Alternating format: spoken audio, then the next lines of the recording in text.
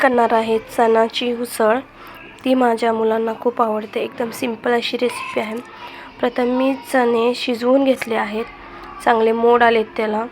आता शिजवून त्यातलं पाणी सर्व नितळून दिलं आहे।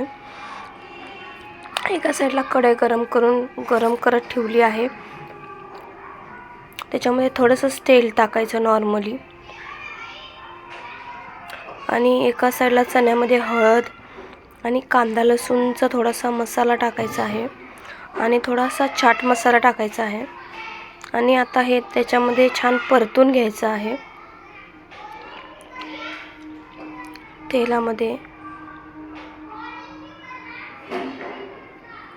छान असं करपूस भाजून घ्यायचा आहे चणा त्या मसाल्यामध्ये।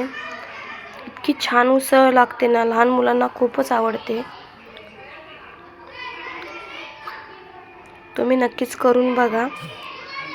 आणि मोड आलेले पदार्थ मुलांना देण्यासाठी पण चांगले असतात, आणि मुलं अशा प्रकारे खातात सुद्धा।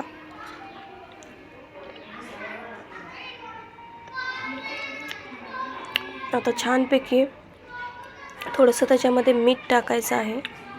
मी शिजताना थोडंसं मीठ टाकलं होतं, आणि वरून थोडंसं मीठ टाकलं आहे। आता हे मीठ टाकल्यानंतर परत परतून घ्यायचं आहे।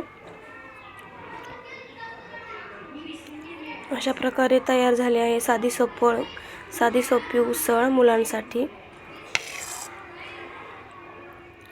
परीला ही खूपच आवडली। तुम्ही पण नक्कीच करून बघा। परीची ॲक्शन बघा किती छान आहे।